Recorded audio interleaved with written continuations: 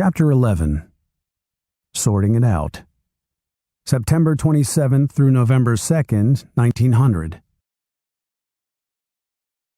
Lazier was dead. Carroll was an invalid. Agramonte was on vacation in the United States. And in Washington, D.C., Reed, who was terribly depressed by the dreadful loss of Lazier, was very frustrated. 3 men, Lazier, Carroll, and Dean, had been bitten by mosquitoes. Each had developed yellow fever, but, as Reed pointed out in a letter he wrote to Carroll, the first 2 cases didn't prove that infected bugs had actually caused the illness. Lazier might have picked up yellow fever from the patients he was seeing at Las Animas Hospital. Carroll might have been infected by the remains of yellow fever victims when he visited the autopsy lab. That left the 3rd case, Dean. As far as anyone knew, the young soldier couldn't have gotten yellow fever from anything except the mosquito. He definitely hadn't been in contact with yellow fever victims before his bite. But what about the few days afterward?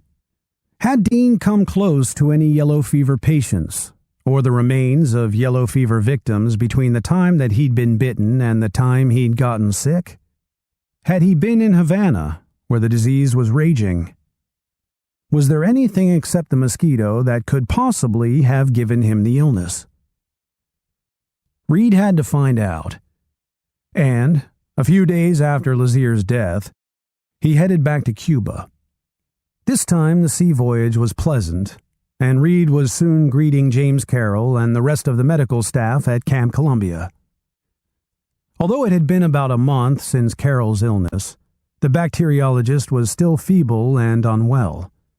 There was no chance he'd be able to do much work, and Reed promptly ordered his colleague to go back home to the United States for a rest. Agramonte was still away, so Reed plunged into the work on his own, and one of the first items on his agenda was investigating the interesting case of Private Dean. On one October day, he met Dean on the patio outside the officers' quarters. There, according to one of the young doctors who was stationed at Camp Columbia, the 2 men held the following discussion. "My man," Reed said, "I am studying your case of yellow fever, and I want to ask you a few questions."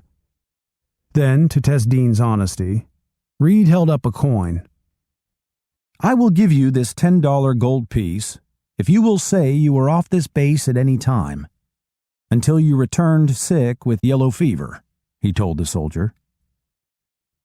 Dean probably could have used the money, but he apparently wasn't interested in telling lies.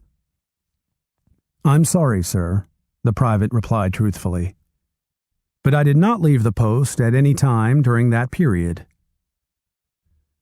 That was exactly what Reed had been hoping to hear. If Dean truly hadn't left Camp Columbia before or after his mosquito bite, there was no way he could have been exposed to the yellow fever epidemic in Havana. There was no way he could have had contact with the patients in the military yellow fever ward just outside the Army base. As far as Reed could tell, young Dean had never been close to any yellow fever victims. It seemed that the mosquito really had given Private Dean a case of the disease. But Reed was still cautious. He told Dean to sit down and tell him the whole story of his experiences. When the young man finished, Reed was impressed. Dean seemed honest. The case looked watertight. Still, Reed had lots of questions. Why, for instance, if a mosquito bite had caused Dean's attack, had Dr. Carlos Feenley failed to produce a batch of yellow fever cases when he'd let infected bugs bite humans? Why had some of Lazier's volunteers stayed healthy when they were bitten by infected bugs? Why did some bites from infected insects cause the disease when others didn't? Sitting at the long wooden table in his quarters, Reed plowed through material and tried to find an explanation.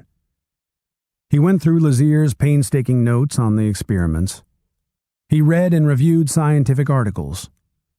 Carefully, He counted the days between the time the mosquitoes were infected and the time they seemed to be able to pass the disease to others. Carol, he noticed, had been bitten by a mosquito that had been infected 12 days before it bit him, while the mosquito that had bit Dean had been infected 16 days before his bite. That was interesting. And, Reed noted, it fit in with the other facts. Recently, a scientific article had stated that there was always a space of about 14 days between the appearance of the first group of cases and the appearance of the second group in yellow fever outbreaks. 12 days, 14 days, 16 days. The numbers whirled around Reed's brain, and gradually the data began to make some sense. There seemed to be a reason that some mosquito bites produced yellow fever and some did not. And perhaps that reason was timing. To Reed, it seemed that after a mosquito sucked in yellow fever germs, those germs had to stay in the mosquito's body for at least 12 days before the insect could pass the illness to another victim.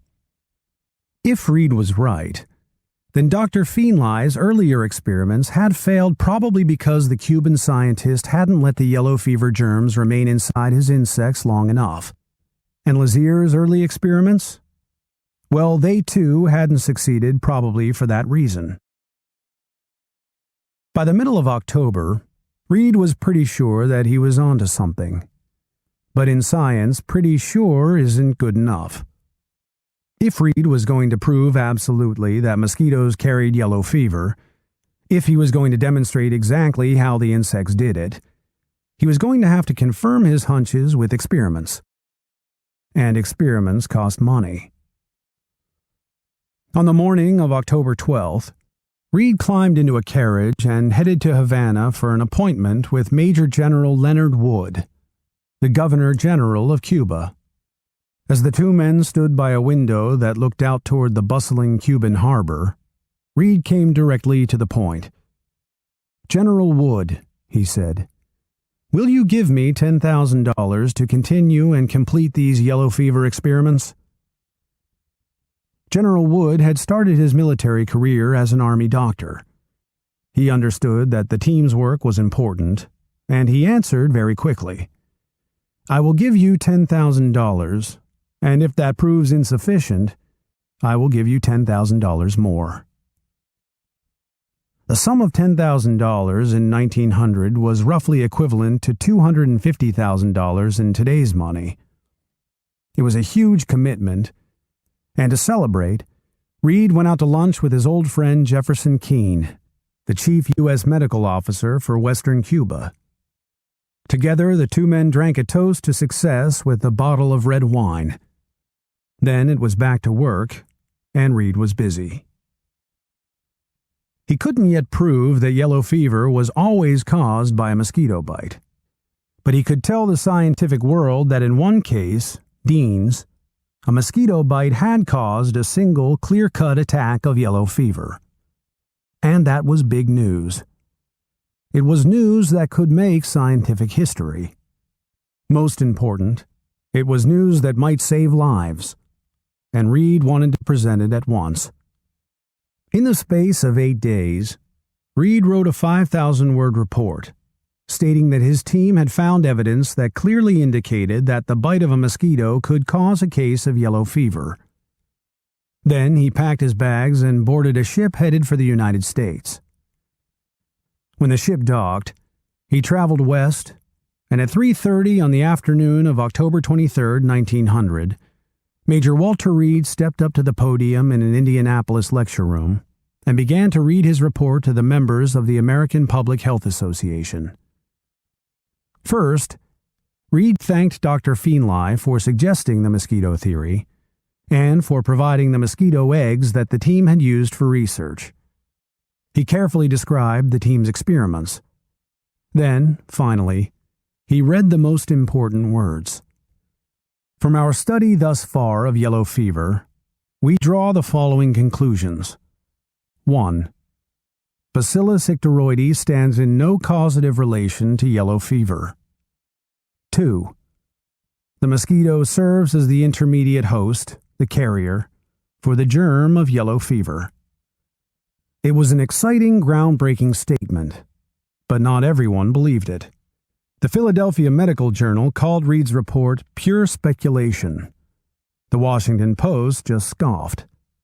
In an article on November 2, 1900, the Post said, "Of all the silly and nonsensical rigmarole about yellow fever, the silliest beyond compare is to be found in the arguments engendered by the mosquito hypothesis, or theory." The trouble was that Reed didn't have much evidence. At the moment, he could show that one single case of yellow fever had been caused by a mosquito. But a single case didn't prove anything. It could be an accident, a fluke. And good scientists believed only facts that had been tested and proved time after time in carefully set up experiments. If Walter Reed was going to convince the scientific world that mosquitoes were the cause of yellow fever, he clearly had a lot more research work to do.